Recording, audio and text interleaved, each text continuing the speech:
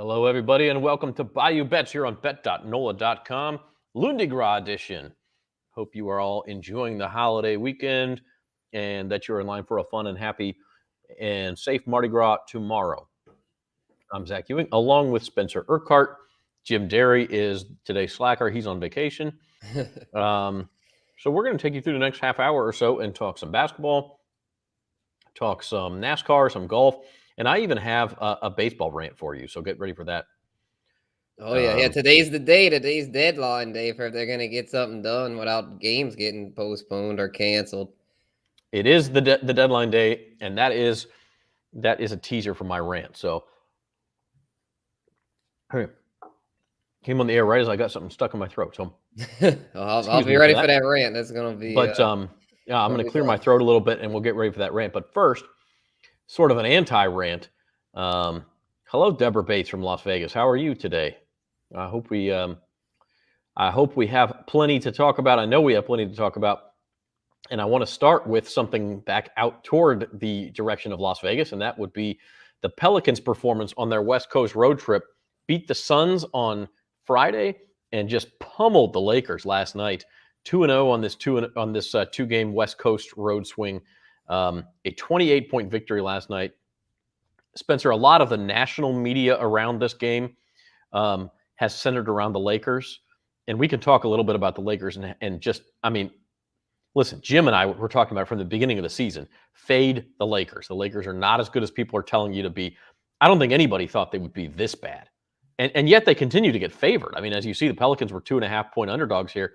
We can talk about the Lakers. I want to focus on the Pelicans and how good they've looked. And yes, the Suns didn't have Chris Paul.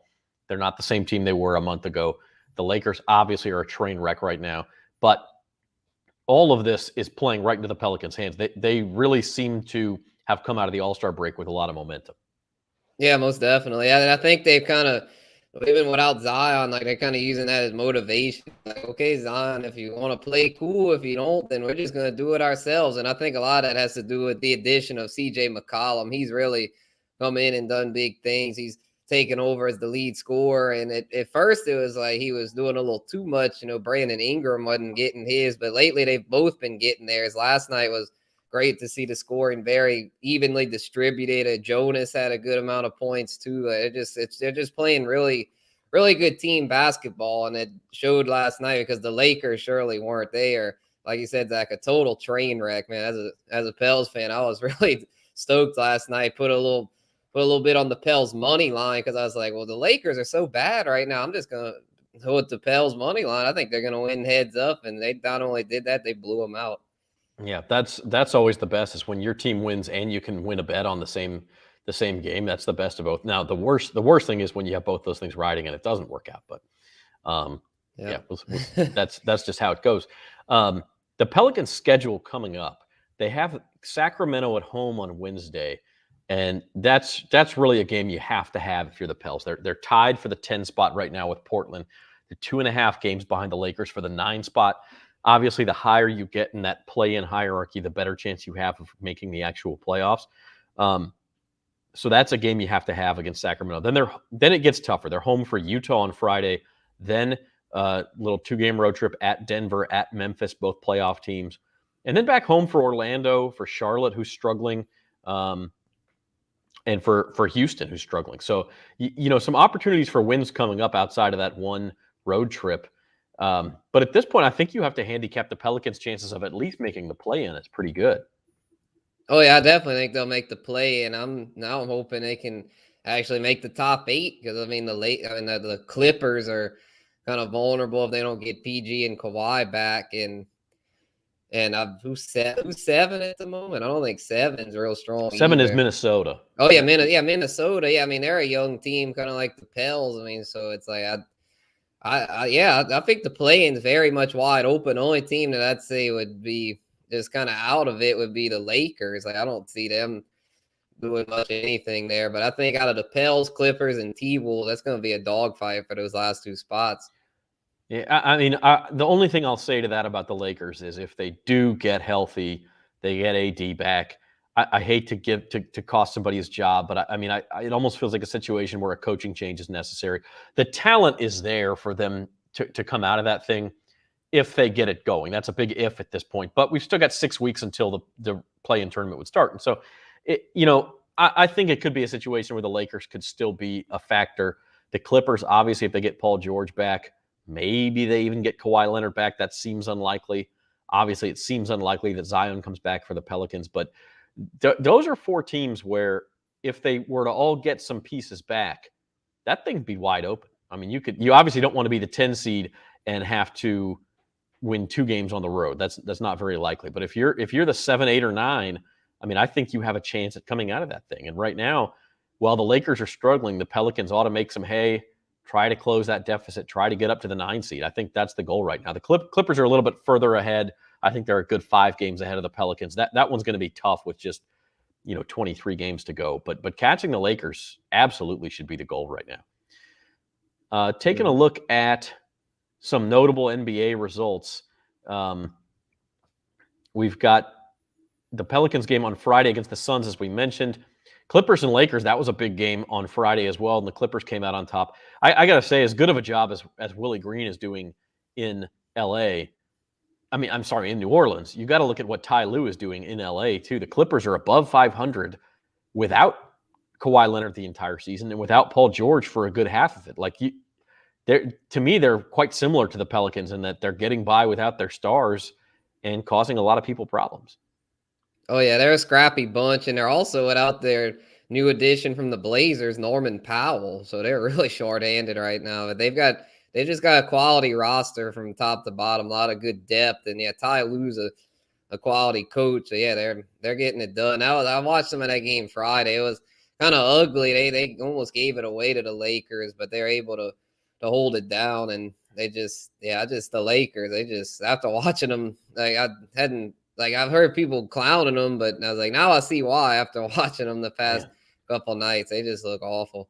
The defensive effort's not there. They're making just some ridiculous turnovers. I mean, you look at some of the turnovers they made.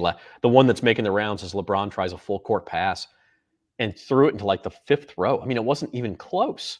The guy, I don't even know who he was trying to throw it to. He would have had to be 12 feet tall to even have a chance at that pass. I don't know if it's an effort thing, if they just don't care, if they're tanking because they don't like playing for Frank Vogel, or what the situation is. But I mean, it's like it's not even competitive basketball. So the other game I wanted to point out here was the game that preceded the Pels Lakers last night. That was the Mavericks and Warriors. Warriors had a 20-plus point lead. Yeah, in the third quarter. In fact, I think at the end of the third quarter, they were still up by 18 points or so. And then they only scored 13 points in the fourth quarter. Mavericks came all the way back. It was the Warriors' first loss in 63 games in which they had a 20-point lead at any point. And that sounds like a lot. In the NBA, a 20-point lead, teams lose 20-point leads, I don't want to say routinely, but it's not totally uncommon. It's not unheard of. The Warriors had won 62 straight with a 20-point lead, but lost that game last night.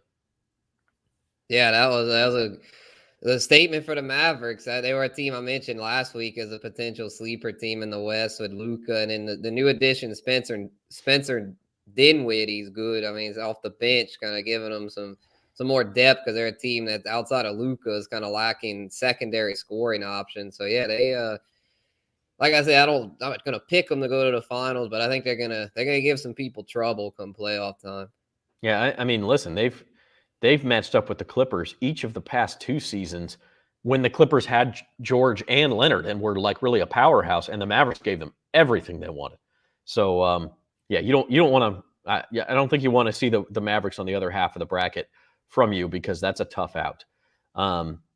So that's the NBA story. Pelicans back in action again on Wednesday at home against the Kings, looking to keep it rolling. I don't think they'll get back to 500. They would have to go, 25-36? They'd have to go 16-4 the rest of the way for that to happen. I think that's out of reach, but they're going to inch back toward 500, I think, and maybe finish in that 9 or 10 spot and give us something to talk about through April. And speaking of that, March is on the way. Conference tournaments in college basketball start today, actually. I think it's the Northeast Conference gets going today with its conference tournament. And so next week will be championship week for all the other conferences, the SEC. SEC women's tournament is this week. LSU got the number 2 seed, big win over Tennessee yesterday. And so things are very exciting there. By the way, Caesar Sportsbook is our official sponsor here on bet.nola.com. And you can still get the LSU women at 40-1 to win the national title at Caesar Sportsbook. I just think they haven't updated the odds because not that many people bet on women's basketball futures before March.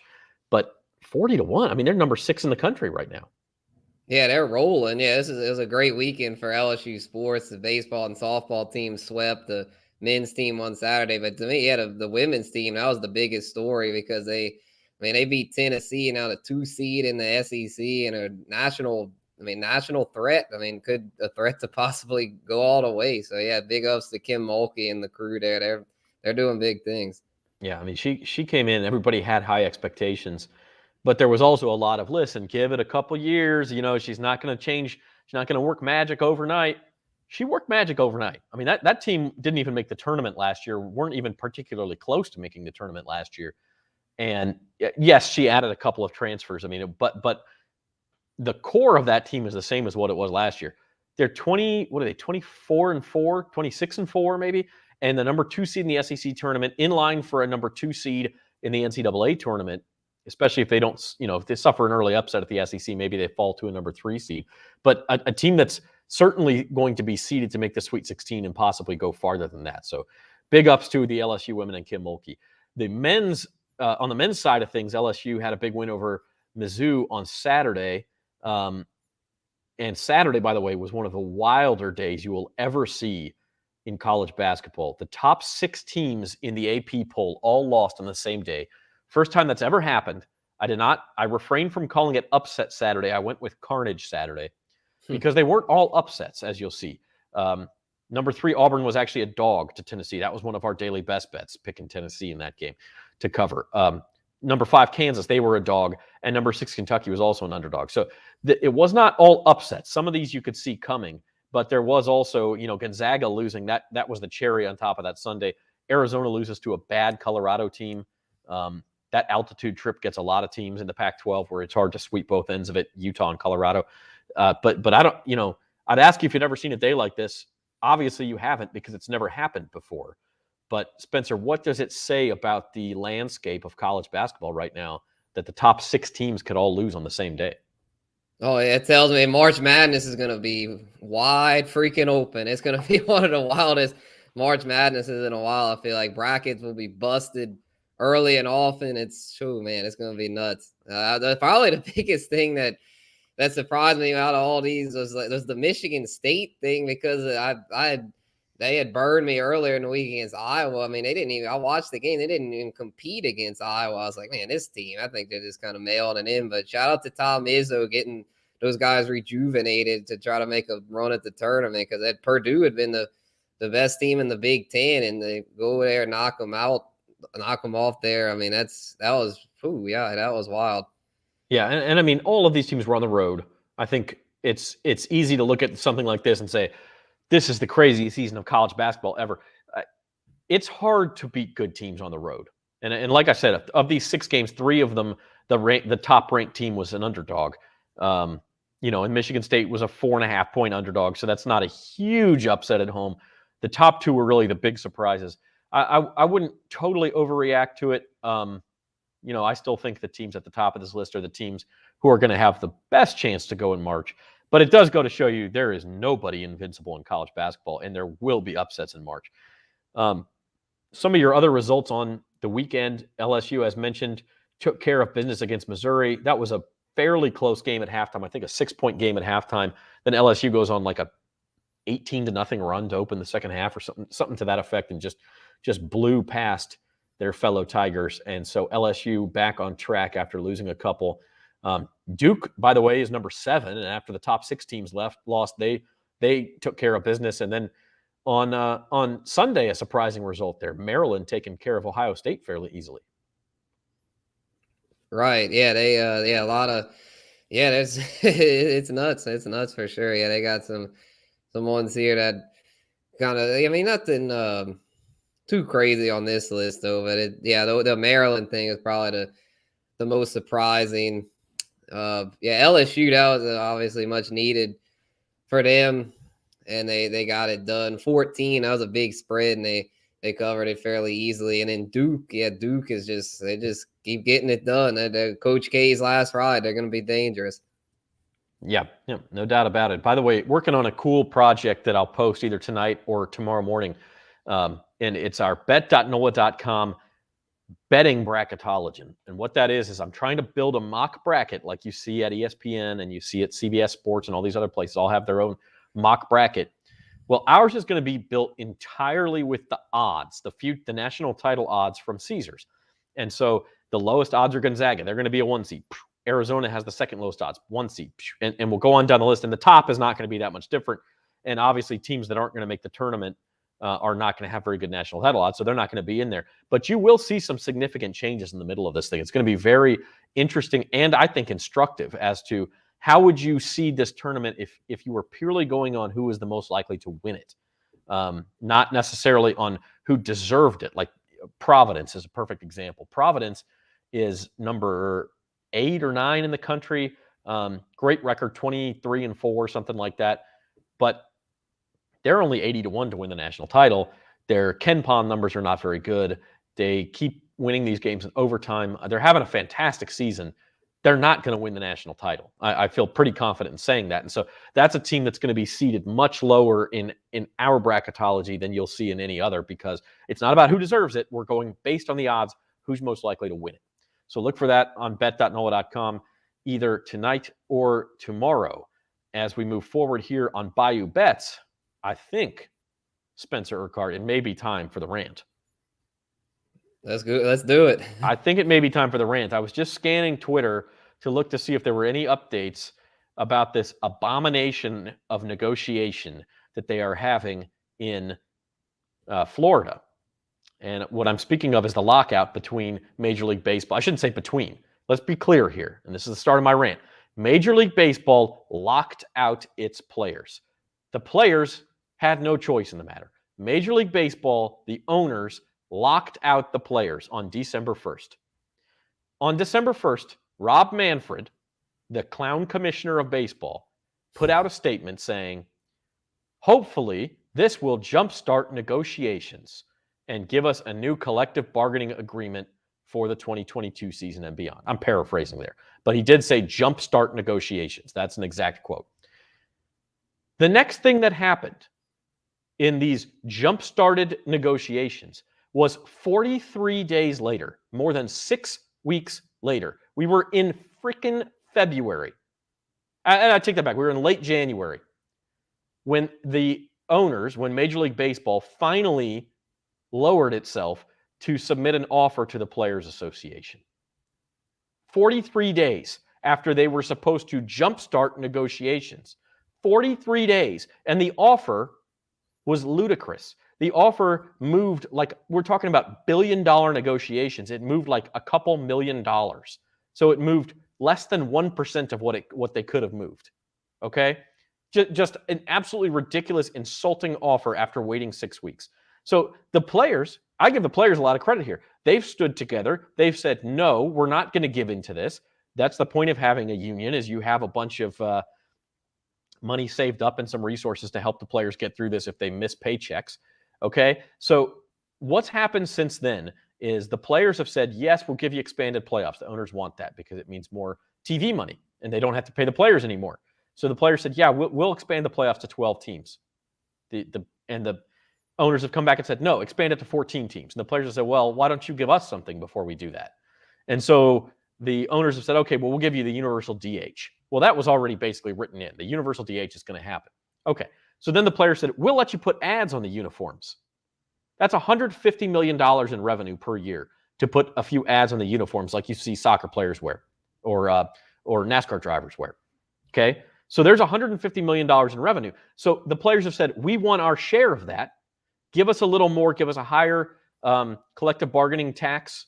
Give us a competitive balance tax, CBT, that basically works as a salary cap. Give us a little bit higher so that we can share in some of that new revenue. And the owners have said no. The players have said, allow some of our young players who have to pay, who get like basically league minimum salary for the first few years they're in the league. Give some of the better ones a chance to earn more money faster. And the owners have said no. And the players have said, well, why should we give you what you want if you're not going to give us anything that we want? And the owners have said, well, because we'll cancel the games and you'll miss paychecks if you don't. So this is what I'm saying. And I got into it with somebody on Twitter today. Don't give me both sides on this. Don't give me everybody's greedy on this. Don't give me millionaires versus billionaires on this. It's baseball's owners who are taking the game hostage and threatening to cancel games. In fact, by the end of today, they will have canceled games because they're greedy. That's it. That's it. There's no other reason. You can't call the players greedy in the same breath as you call the owners greedy. The players are looking for their fair share of revenue. Revenue growth, has far exceeded what the players are asking for. They're asking for less than natural growth in their salaries, which workers in any industry, by the way, should expect. I don't care if they're millionaires. I don't care.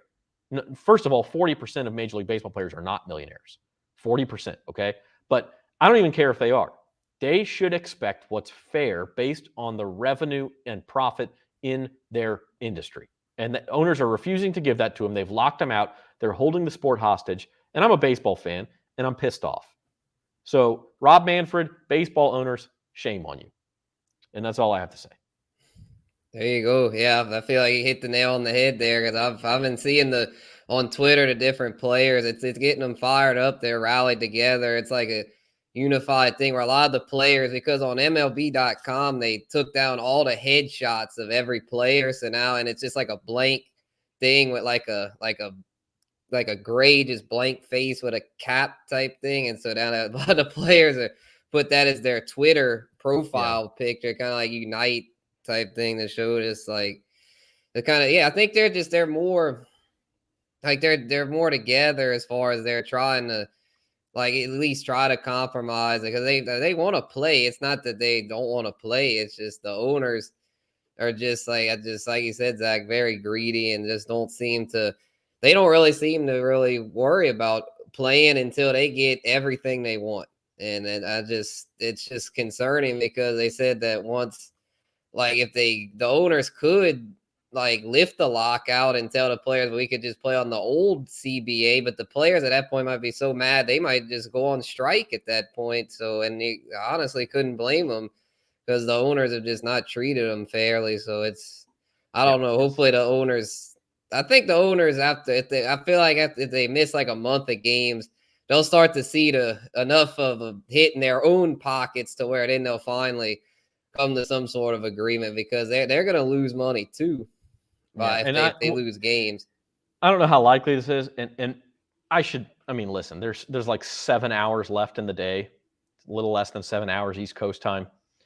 So they could still come to some miracle agreement. Maybe the owners have been bluffing this entire time. And now that it gets to be a deadline, they'll pass it. It's possible. Just reading between the lines, reading some of the national media reports, I don't think it's very likely, but it's possible. And so I should say that up front. But the other thing I'll say is if they cancel regular season games, because you're right, you're 100% right, Spencer. They could lift the lockout right now and say, we're going to start the season on time, March 31st. And, we'll play under the old rules. Well, the reason they don't really like that is because they wouldn't get the expanded playoffs, which mean hundreds of millions of more dollars for them in TV money. So that's why the owners don't want to do that. Well, if they ever lift the lockout after a month or something, the players shouldn't agree to expanded playoffs for this season. Screw you. You didn't let us play and collect our paychecks for the first month. Why should we give you expanded playoffs? You get nothing. That's the way I would see it. If I were the players, I wouldn't agree to anything until the owners give in a little bit. So that's my take. I'm very pro players in this situation. I know some people aren't. To me, there are no two sides to this. Leave your comment if you have a take on it in the comment section on YouTube or Facebook. And by the way, here on some of these NOLA.com Facebook and YouTube channels, we've got Mardi Gras coverage coming up, I think at 5:15. So shortly after we're done, we're going to have parade cam for Lundi Gras parades tonight, and then also tomorrow all day on Mardi Gras live parade coverage. So if you don't want to go out and battle the crowds, you can check it out here. This is Bayou Bets, brought to you by the Caesar Sportsbook. I'm Zach Ewing. He's Spencer Urquhart. Couple of other things to get to, Spencer. The golf tournament this week, man, I lost a lot of money when Shane Lowry couldn't hold on to that lead. I thought he came all the way back yesterday at the Honda Classic, had the lead, and I had him at 33-1, and then he blew it, and Sepp Straka, the Austrian, got in and won that thing. And so I was a little disappointed in that yesterday. Good news is there's always another tournament. The Arnold Palmer Invitational is this week, and John Rahm is going to be playing. He's the favorite. Rory McIlroy up there. Scotty Scheffler, some big names. Hideki Matsuyama. Bryson DeChambeau did withdraw from this tournament, still injured. So he was going to come back to defend his title, but he is injured. So those are your API odds for the upcoming tournament. And then also, I know more toward your liking in the NASCAR crazy race yesterday. Man. Our man Devin Jackson almost picked the winner. He had Joey Logano at 15-1 and just barely missed. He finished second. But what was your take on the race at Fontana last week?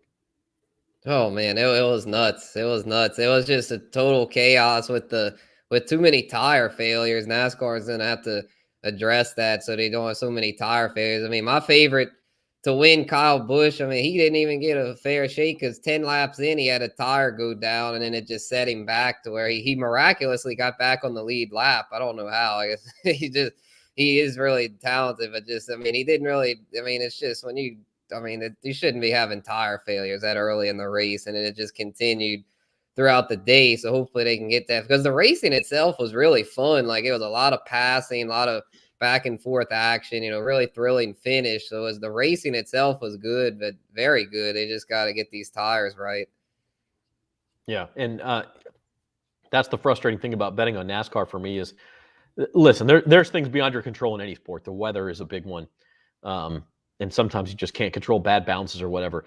There's just more of them in NASCAR. There's so many things you can't predict. And that's what makes it so difficult to bet on that sport for me. But there are no odds quite yet. They're in Las Vegas this weekend. Give us a couple of early leans as far as a favorite and maybe a dark horse in that race in Vegas.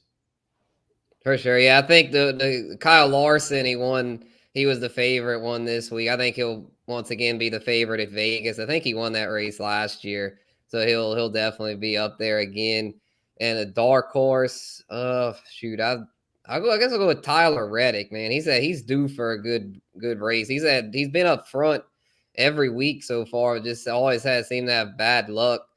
But his cars, they've got speed with that team. Richard Childress Racing has gotten back to their old selves as far as being one of the top teams speed wise. So I think Reddick could possibly get it done. Absolutely. And so that's coming up this weekend, a couple of big events in NASCAR and golf, and we will keep betting all week long with our daily best bets. You can check those out on bet.nola.com. Here's how we've done pretty well in the last week after we were real bad there for about 2 weeks, and we're back on track now, about back to 500 for the year, pretty close to it. Had a couple of player props work out. CJ McCollum over 22.5 points against the Suns. Got lucky on that Spurs -3 in double overtime. So it's nice when those things work out for you. And then a couple that didn't work out. Devin, I believe, picked Memphis over Wichita State yesterday. That was an easy win. A couple I couldn't fit on here were y'all's NASCAR picks. And again, Kyle Busch, I think I read somewhere where he made the most green flag passes in the entire field yesterday. It's just, as you said, he started from so far back, he had no chance. And then Devin picked Joey Logano, who ended up finishing second. So close, but no cigar on those. Still over $60 for the week in profit. And that leads us into a new week. And Spencer, your picks for tonight. Right. Yeah. Hopefully we can start off hot tonight. For the top bet, I've got the Raptors over the Nets there. I feel really good about that because the Nets, they're going to have no Kyrie, no KD, no Ben Simmons. They're going to have no alpha scorer. I mean, it's going to be a bunch of role players out there.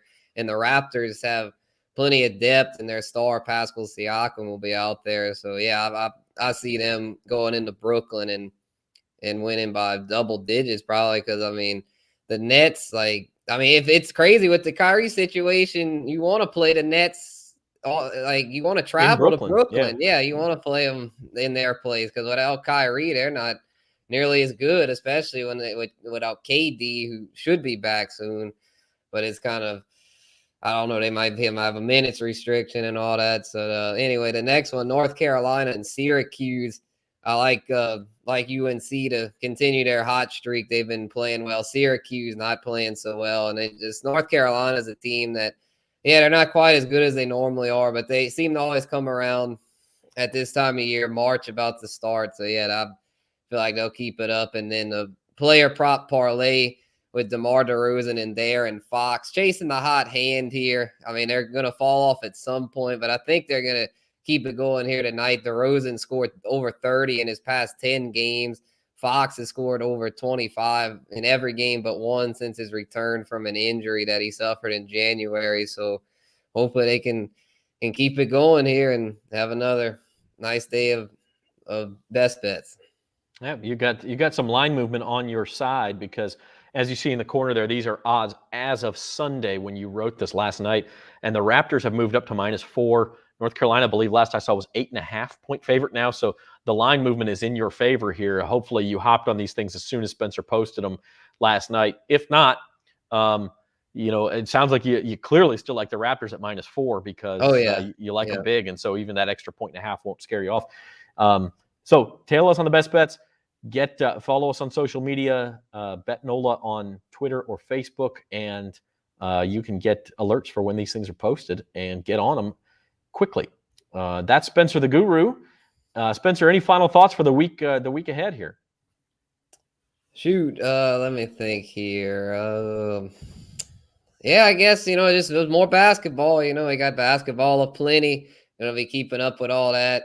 Hopefully baseball owners can get their heads out their butts, and hopefully the Saints can keep having a decent offseason. We'll have free agency coming up here soon. And looks like Jameis is back running. So hopefully they'll be able to get something done with him. And yeah, so I have a lot going on. Another thing I had to add in about baseball, the owners can't be this stupid. The way they're going, the NFL free agency hadn't even started yet, and they're already getting like more buzz around that than baseball because there's nothing really going on with baseball other than this pissing match between the owners and players, which is the owners have, like we said, have been the front of it, so they better watch it. Yeah, it just seems like they don't care. That's the only answer I can come up with, and I've said my piece. I won't say anymore. I do want to show this comment to Tom. Do you know a Tom Urquhart in Baltimore? Oh, I don't think, but yeah, well, shout out to Tom. Yeah. All right. Maybe we're distant relatives. Tom says, enjoy Mardi Gras. I hope everyone does enjoy Mardi Gras. I'm going to be scarce for the next 3 weeks. I've got a little European trip planned. My brother's getting married, and so I will be out. I'm going to go see a couple of English soccer games on the way. And so it's going to be kind of an adventure. I will be back actually March 24th, I think will be my first show back for At the Book. So it will be into March Madness by then. In fact, we'll be into the Sweet 16 by then. So I hope everyone enjoys the games, enjoys the bets, bet responsibly, and feel free to reach out. Spencer will be around. Jim Derry will be back for At the Book on Thursday. That's at 4 p.m. And until then, this has been Bayou Bets on bet.nola.com. Happy Mardi Gras, everybody.